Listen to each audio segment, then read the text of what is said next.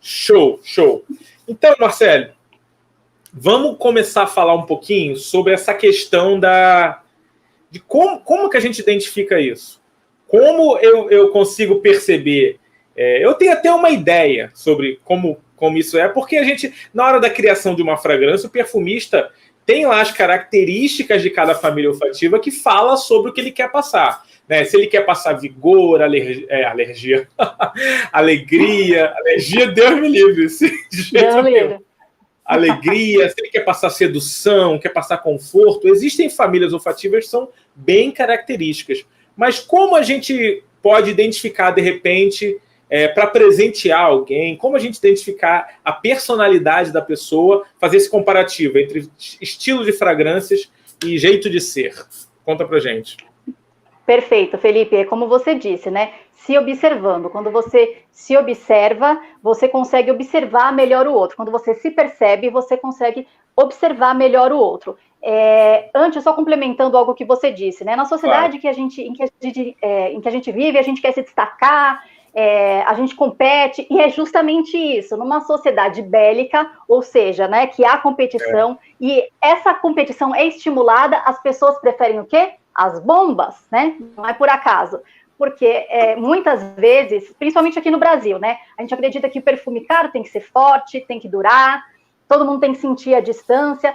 Mas por que a gente pensa dessa forma, né? O que está por trás disso?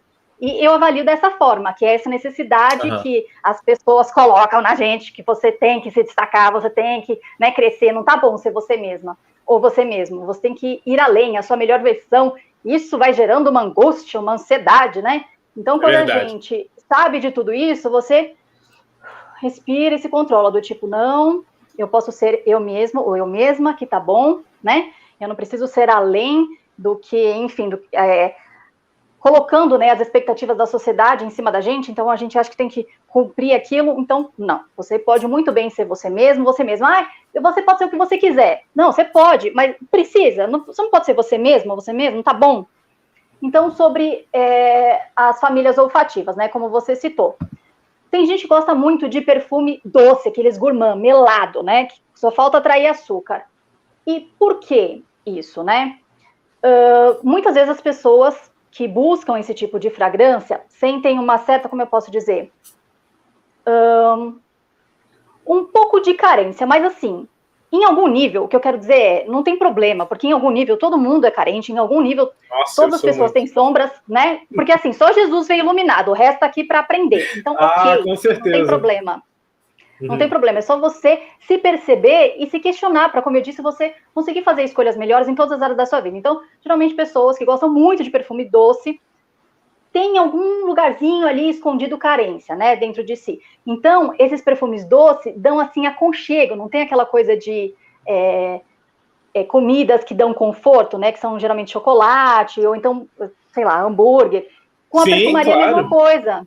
Os perfumes mais doces meio que abraçam a gente, né? Dão a sensação de que cheiro não de abraço. Aquele... Eu brinco de cheiro de abraço. Exatamente, cheiro de abraço. É isso mesmo. Então, eles dão aquela sensação falsa, na verdade, né? Porque a gente precisa se conhecer e se preencher, né?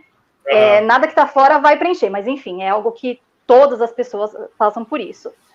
No caso, por exemplo, de perfumes cítricos.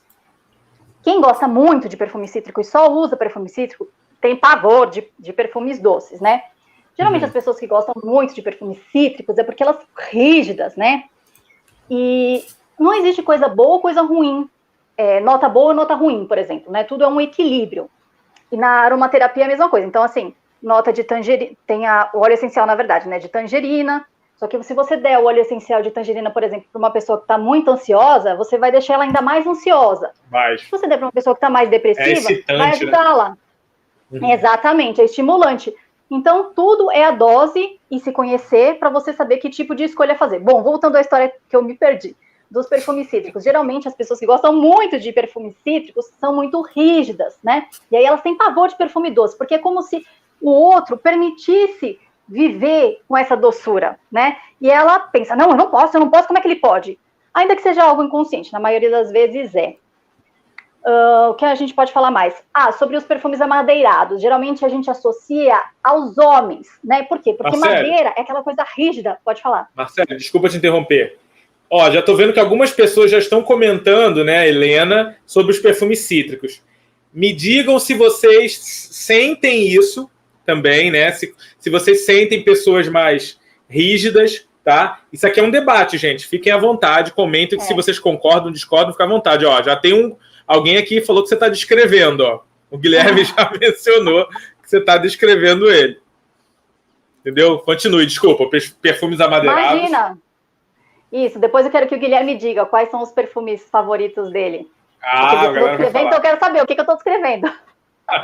Então, os perfumes amadeirados, lógico, o perfume não tem sexo, né? A gente fala cada vez mais de perfumes compartilháveis, mas a gente costuma associar aqueles perfumes muito amadeirados, com muito musgo, a cheiro de homem, né? Por quê? Porque aquela madeira lembra a rigidez, né? E ainda tem aquela coisa de que o homem é quem, né, provém a família, e, enfim, tudo que está por trás da história de macho alfa. Você acha que essa tradição de perfumes masculinos serem amadeirados tem a ver subjetivamente com isso, por essa tradição, perfumes verdes e perfumes amadeirados masculinos, florais e doces femininos? Você acha que historicamente tem a ver com essa questão da psique humana? Sim, inconscientemente sim. Porque assim, você já ouviu falar sobre as microexpressões faciais, de nojo, de felicidade? Eu sigo metaforando, adoro. Então, justamente. Então, é assim, isso não varia de cultura para cultura. Em qualquer sociedade que você for, sei lá, nós aqui, a gente tem um estilo de vida. Se a gente for conversar com os índios sei lá onde, dos Estados Unidos, por exemplo, a cultura é muito diferente, o jeito que a gente encara cada situação é muito diferente, mas assim, as microexpressões são as mesmas. Com perfumaria é mais ou menos assim. Por que mais ou menos assim? Porque as tradições, elas mudam de país para país. Por exemplo, a gente aqui no Brasil associa a lavanda a calma, a perfumes de bebês. Exatamente. Já na França, por exemplo, eles acham que a lavanda é uma nota associada mais ao masculino, à força, à potência, e eles preferem a flor de laranjeira, por exemplo. Por isso o Fougère nos perfumes masculinos que tem lavanda, né? Não, e assim, antes Fougère era só perfume masculino. Só. Não, pode continuar. Fica à vontade.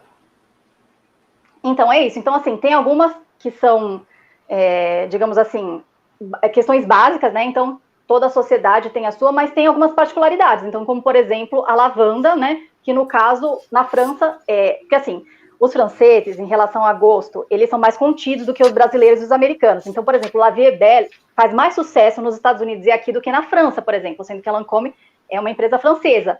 Mas os franceses, eles são mais contidos em tudo, inclusive em relação à perfumaria.